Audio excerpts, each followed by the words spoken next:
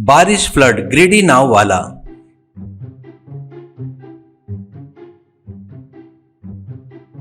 यमुना नदी के किनारे एक छोटा सा गांव रहता है। उस गांव का नाम यमुनापुर था। उस गांव में भिकू करके एक व्यक्ति नाव चलाता था। उसकी नाव में विद्यार्थी, स्कूल के बच्चे, नौकरी करने वाले नदी पार करके पड़ोस के गांव में जाते थे। इसके बदले में वो उनको पैसे देते थे। भिकू बहुत कंजूस और लालची भी था।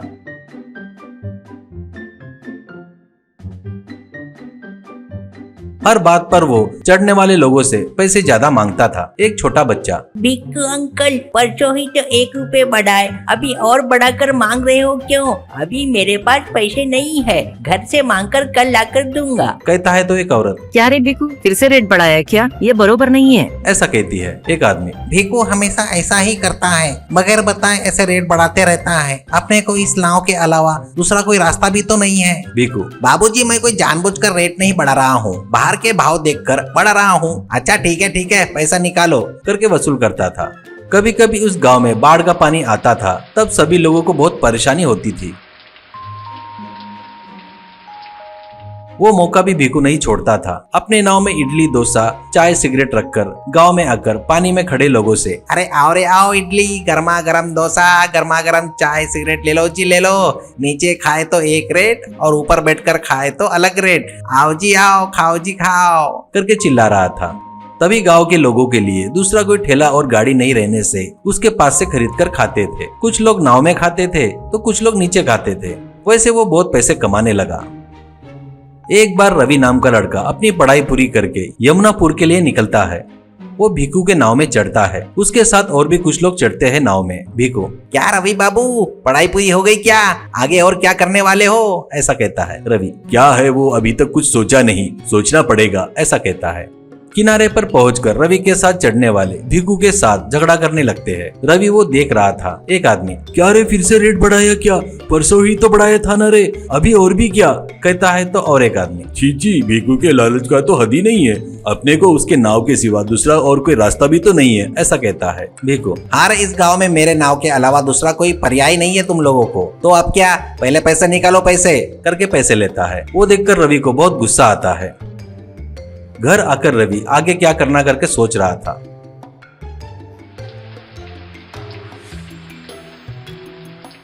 एक दिन फिर से गांव में बाढ़ आती है। रवि बाजार के बीच में खड़े होकर गांव में देख रहा था तो उतने में भिकू नाव से आकर, अरे आओ जी आओ, इडली, गर्मा गर्म डोसा, गर्मा गर्म चाय, सिगरेट ले लो भाई ले लो। नीचे खाए तो एक रेट, नाव में खाए तो अलग रेट लगेगा। आओ जी आओ और खाओ जी खाओ करके चिल्ला रहा था।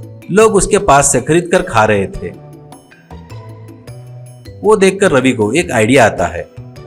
वो अगले दिन बैंक में जाकर अपनी जायदाद के पेपर बैंक मैनेजर को देकर, सर मुझे मोटर बोट खरीदने के लिए लोन चाहिए सर, इससे इस गांव के लोगों की सेवा करना चाहता हूँ, ऐसा कहता है। बैंक मैनेजर, वेरी गुड, सेवा ही नहीं, तेरे को भी कुछ पैसे मिले वैसा देख ले बेटा, नहीं तो कर्जा नहीं भर पाएगा ना। तेरा लोन हफ्ते भर में सैंक्शन हो जाएगा। ऑल द बेस्ट बेटा, ऐसा कहता है।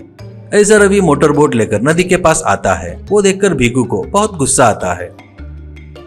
रवि, आओ जी आओ, आओ मैडम आओ बच्चों आओ, बहुत कम रेट में मोटर बोट में ले जाऊंगा करके चिल्ला रहा था। एक आदमी, कितना लेगा बेटा? कहता है तो रवि इतना करके बताता है। वो सुनकर सभी लोग, अरे वाह, इतने कम रेट में क्या?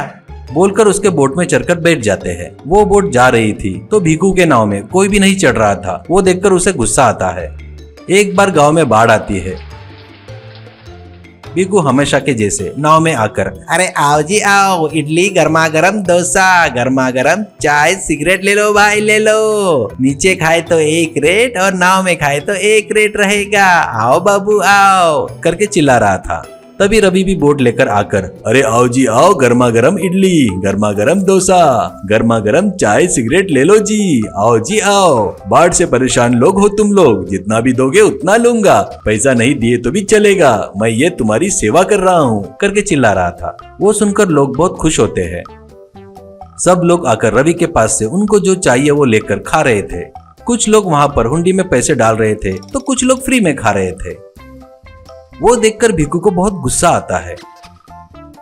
एक दिन वो गुस्से से रात में रवि की बोट के पास आकर उस पर पेट्रोल डालकर उसे जलाने जाता है। तभी पेड़ के पीछे छुपकर देख रहा रवि और गांव के लोग एक साथ आकर पकड़कर उसकी जमकर धुलाई करके उसकी नाव को जला देते हैं। इससे लंगड़ते लंगड़ते भिखू अपने घर का रास्ता पकड़ता है।